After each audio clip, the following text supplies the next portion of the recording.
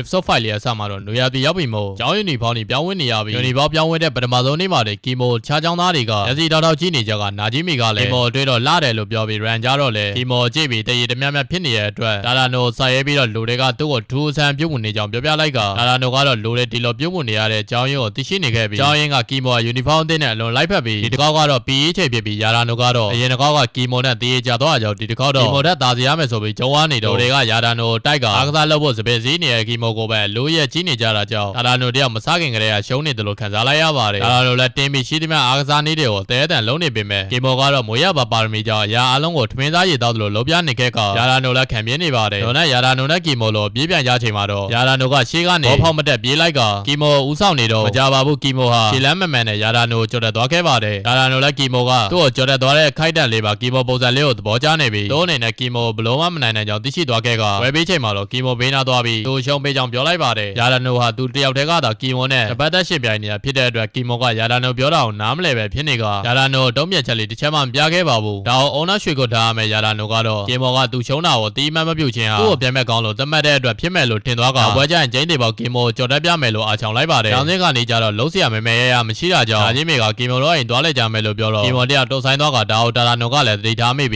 းကီမိုမှာလူသိမခံခြင်းနဲ့ຢာတွေရှိမယ်လို့သုံးသပ်ပြီးမသွားတော့ဘူး။ဒါကြီးမေကိုပြောနေတော့ကီမိုကအောင်းချင်းပြလိုက်တဲ့အတွက်ကီမိုအိမ်ကိုသွားလဲကြပါတယ်။ကီမိုအိမ်ရောက်တော့ကီမိုရဲ့မိဖြစ်သူကတာလာနိုကိုနှုတ်ဆက်ကသူသမီးကီမိုတယောက်ပထမဆုံးအနေနဲ့အိမ်ကိုတကယ်ချင်းတွေခေါ်လာဖြစ်တဲ့အတွက်သူသမီးအတွက်ဝမ်းသာနေပြီးတာလာနိုနဲ့နာကြီးမီတို့ကတော့သမီးလာတာအမေလာလို့ဖြစ်မှန်သိရှိသွားကကီမိုရဲ့မိဟာလည်းကီမိုနီးတို့ဂျိုဂျိုသစ္စာရှုံးတဲ့အလားပိုင်ရှင်လေးဖြစ်နေခဲ့ပါတယ်။ဒါနဲ့တာလာနိုတို့လည်းကီမိုရဲ့ခန်းထဲကိုဝင်လာကြပြီးကိုကြီးတီကြီးလုံးနေကြကစကားမပြောကြတဲ့အတွက်အခန်းကြီးကလူများပြီးဝဲမရှိသလိုဖြစ်နေချိန်ကက်တေချီကီမိုမေပေါ်လာပြီးမုံလာပြီးတဲ့အတွက်မုံစားကြကမုံစားရင်းနဲ့မှနာကြီးမီကအိမ်သာသွားအောင်မဲ့လို့ပြောကထထွက်သွားခဲ့ပြီးအခန်းပြင်ကနေတာလာနိုနဲ့ကီမိုတို့နှစ်ယောက်ကိုချောင်းကြည့်နေခဲ့ပါတယ်။တကယ်တော့နာကြီးမီကလိမ်မတို့ကြတဲ့လူနှစ်ယောက်ခန်းထဲမှာရှိနေရင်တကိုစီနီစောကြမယ်ထင်နေကသူကအိမ်သာတက်မယ်ဆိုပြီးလိန်ကတာလာနိုတို့ဘာလို့မလဲသိချင်လို့ချောင်းကြည့်နေရဖြစ်ပါတယ်။အချိန်တွေကသာကုန်သွားတဲ့တာလာနိုတို့တယောက်ကဘာမှမလုပ်ကြတာကြောင့်လက်လျှော့ပြီးနာကြီးမီတယောက်ခန်းထဲပဲပြန်လာလိုက်ပါတယ်။နာကြီးမီကကီမိုကလူသားတယောက်ဖြစ်တဲ့အတွက်သူတို့ကိုဖုံးကွယ်ထားတဲ့အရာရှိမယ်လို့တွေ့ပြီးကီမိုခန်းနဲ့ဟိုချာတီချာလောက်ကရုတ်တရက်ကနေအောက်ကနေစကားပြောနေလူဝင်ဆက်အောင်ဘလို့စကားသုံးတော့ရမလဲဆိုတဲ့စာအုပ်ကိုတွေ့သွားခဲ့ပါတယ်။နာကြီးမီလည်းဘာမှမလုပ်တော့ပဲငြိမ်လေးထိုင်ကကီမိုငယ်ငယ်ကဓာတ်ပုံနေထိုင်ကြည့်နေခဲ့ပါတယ်။ကီမိုငယ်ဘွားဓာတ်ပုံနေကြည့်ရင်မှကီမိုကရေကူးတော်တယ်ပီယာနိုတီးတတ်တယ်ဆိုတာတွေကိုသိသွားခဲ့ပြီးကျွမ်းကျအနေနဲ့အင်္ဂလိပ်စကားမပြောတတ်တာပဲရှိပါတယ်။ဒီလိုမပြောတတ်ရတာကလည်းမပြောရကြောင့်ဘာစကားမှမထွက်လာတာကြောင့်နေခဲ့ပါတ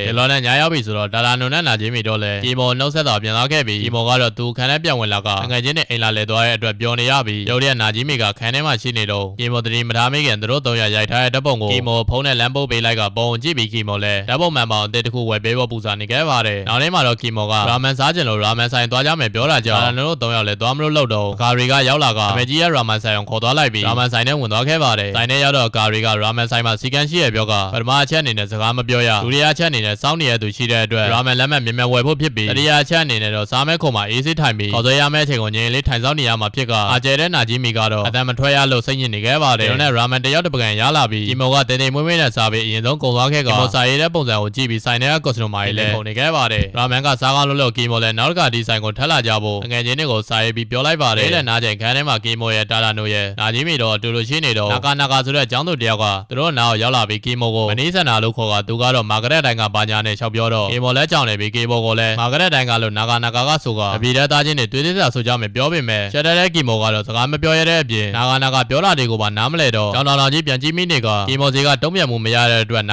ာကာလည်းချက်နဲ့လှည့်ပြန်သွားခဲ့ပါတယ်။တာလာနိုကတော့နာကာရဲ့ပုံစံကိုနားမလည်နိုင်လို့ဖြစ်နေပြီးတွေ့သေးတာဆိုတာကီမိုနဲ့တကယ်ချင်းဖြစ်ချင်လို့ဆိုပြီးကီမိုကိုပြန်ပြောလိုက်ပါတယ်။နာကြီးမိကတော့နာကာဂျိုနေဘီလို့ခေါ်တဲ့ကိုကတွန်းဇက်ကောင်လို့မြင်နေရတဲ့မင်းကိုင်တာဆိုင်တိုးရှိသူတယောက်လို့ပြောကအလဲတန်းတော့တာလာနိုဟာကိုသူပိုင်းကိုလို့ရေတကုန်းလို့ထင်နေတဲ့မင်းကိုင်တာဆိုင်တိုးရှိသူဖြစ်ပြီးစပင်ကိုလည်းဘာဘူးတွေလို့နောက်ပြန်စီတာသေးပါတယ်။ဒီနေ့တော့သူကြိတ်ကြိုက်နေတဲ့ကာဝီဆိုတဲ့မင်းကလေးကိုကြပြစံဖွေပြရမှာကောင်းမလေးကရင်းလိုက်တာကြောင့်သူသူသိဟုတ်လာပြီထင်နေတဲ့စိတ်ကိုဆုံးလွှတ်လိုက်ပြီးတကယ်စိတ်တွေဝင်လာကမင်းကိုင်တာကနေစပေါ်တင်းကိုင်တာဖြစ်လာကြောင်းကီမိုနာကြီးမီကပြောပြနေပြီးဒါကိုပြန်ကြားနေရတဲ့တာလာနိုကတော့ကိုမျက်နှာကိုပြက်လေးချင်နေလားအောင်ချက်နေခဲ့ပါတယ်။ဒါကြတော့ကာရချိန်ရောက်လာပြီးဆီယာမကနှစ်ယောက်တူလေးချင်းရမယ်လို့ဆိုတာအကုန်လုံးကလည်းပါဒနာလုပ်ပေးဖို့ကီမိုနာကိုချီးကဲနေကြပြီးတခြားလူတွေကလည်းကိုပါဒနာနဲ့ကိုချိနေချိန်နာကာကတော့တယောက်တည်းမို့အိုင်နေတော့သူ့နောက်ကိုကီမိုကကတ်လာပြီးလက်ကမ်းလိုက်ကနာကာနဲ့အတူလေးချင်းကလှုပ်ချင်နေတဲ့ကီမိုဆိုတဲ့ပါဒနာရလိုက်ကလေးချင်းကိုကီမိုနဲ့နာကာတို့ပျော်ပျော်ကြီးလုပ်နေကြပါတယ်။နောက်သေးချိန်မှာတော့တာလာနိုကဒီမပါလာကြောင့်ကီမိုကသူနဲ့ထီးတူဆောင်ဖို့ခေါ်လိုက်ပြီးမိုးဒါအသေးရကြောင့်စတိုးဆိုင်မှာဝင်လာကြကရေစုံနေတဲ့ကီမိုကိုရုတ်တရက်ကြည့်ပြီးရင်ကုန်သွားခဲ့ရင် episode 5လေးကပြီးဆုံးသွားခဲ့ပါတယ်ဗျာ။